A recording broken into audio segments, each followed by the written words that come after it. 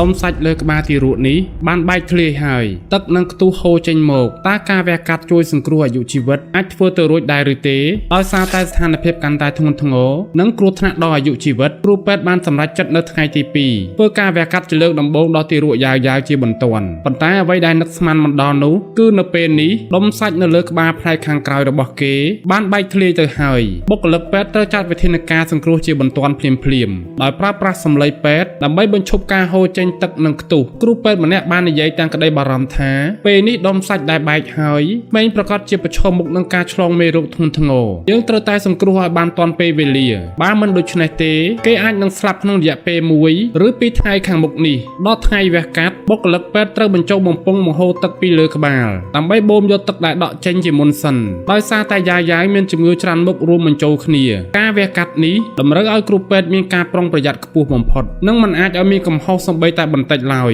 គ្រូពេទ្យវះកាត់បានផ្ដោតអារម្មណ៍ទាំងស្រុងហើយមិនហ៊ានធ្វេសប្រហែសសូម្បីតែ1វិនាទីចំណាយពេលអស់1ម៉ោងកន្លះទីបំផុតការវះកាត់លើកទី1ទទួលបានជោគជ័យក្រោយពីការវះកាត់ប៉ុន្មានថ្ងៃគ្រូពេទ្យបានបូមយកទឹកចេញនិងចាក់ថ្នាំសម្លាប់មេរោគជារៀងរាល់ថ្ងៃជាលទ្ធផលដុំសាច់ដ៏ធំនោះក៏ទៅរួមតូចជាងមុនឃើញយ៉ាងច្បាស់ទោះជាយ៉ាងនេះក្តីការលំបាកមិនទាន់បញ្ចប់ត្រឹមនេះទេគ្រូពេទ្យបានរកឃើញថាដុំសាច់នោះបានសង្កត់លើឆ្អឹងកងកធ្វើឲ្យខូចទ្រង់ទ្រាយឆ្អឹងកងកនិងសរសៃប្រសាទលៀនចេញមកក្រៅបើមិនកែតម្រូវទាន់ពេលទេទោះបីជាកាត់ដុំសាច់ចេញក៏ដោយយ៉ាងអាចប្រឈមមុខនឹងការពិការអស់មួយជីវិតឬអាចគ្រោះថ្នាក់ដល់អាយុជីវិតគ្រប់វិនាទីដោយសារតែទារកនេះមានរាងកាយតូចនិងខ្សោយខ្លាំងការវះកាត់លើកទី2នេះមានភាពលំបាកខ្លាំងជាងមុនទៅទៀតគ្រូពេទ្យត្រូវកាត់ដុំសាច់ចេញនិងរៀបចំឆ្អឹងកងកឲ្យត្រូវទីតាំងដើមវិញព្រមតែការរៀបចំបែរខ្លួនទារកក៏ត្រូវការបុគ្គលិកពេទ្យជាច្រើនអ្នកដែរនៅពេលវះបើកដុំសាច់គ្រូពេទ្យបានប្រទះឃើញថា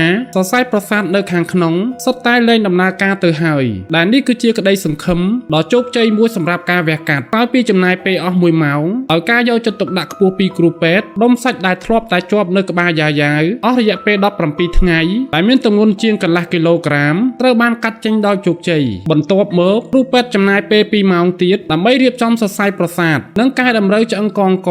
សរុបមកការវះកាត់ដ៏តានតឹងនេះបានបញ្ចប់ដោយភាពរលូនយ៉ាវត្រូវបានបញ្ជូនទៅបន្ទប់សង្គ្រោះបន្ទាន់ដើម្បីតាមដានបន្តនៅថ្ងៃបន្ទាប់យ៉ាវបានបង្ហាញសញ្ញានៃការរស់រានមានជីវិតឡើងវិញគេអាចដកដង្ហើមបានដោយខ្លួនឯងហើយគ្រូពេទ្យក៏បានដកបំពង់ជំនួយដកដង្ហើមចេញក្នុងអំឡុងពេលនៃការសង្គ្រោះនៅមន្ទីរពេទ្យអ្នកមើលថែទាំពីមណ្ឌលកុមារកំព្រាគឺជាអ្នកម្ដាយលីតែងតែនៅកំដរនិងមើលថែទាំយ៉ាវដោយភាពកក់ក្ដៅសម្រាប់ទារកដែលកំសត់និងងាយនឹងភ័យខ្លាចនេះគ្រាន់តែឮសំឡេងបិទទ្វារតិចៗក៏ធ្វើឲ្យគេភ្ញាក់យំដែរមានតែការលួងលោមនិងការថែទាំយ៉ាងយកចិត្តទុកដាក់ពីអ្នកម្ដាយលីប៉ុណ្ណោះដែលអាចធ្វើឲ្យទារកនោះស្ងប់និងគេងលក់វិញ3ម៉ោងក្រោយពីការខិតខំប្រឹងប្រែងការវះកាត់នេះបានកែប្រែវាសនាយ៉ាវទាំងស្រុងគេលែងជាទារកដែលមានដុំសាច់លើក្បាលទៀតហើយគេចាប់ផ្ដើមឡើងគីឡូជិត5គីឡូក្រាមកម្ពស់ក៏កើនឡើងហើយទីបំផុតគេអាចដេកផ្ងាដូចក្មេងដទៃបានហើយនៅថ្ងៃចេញពីមន្ទីរពេទ្យបុគ្គលិកពេទ្យទាំងអស់បានរួមគ្នាថតរូបអនុស្សាវរីយ៍ជាមួយយ៉ាវ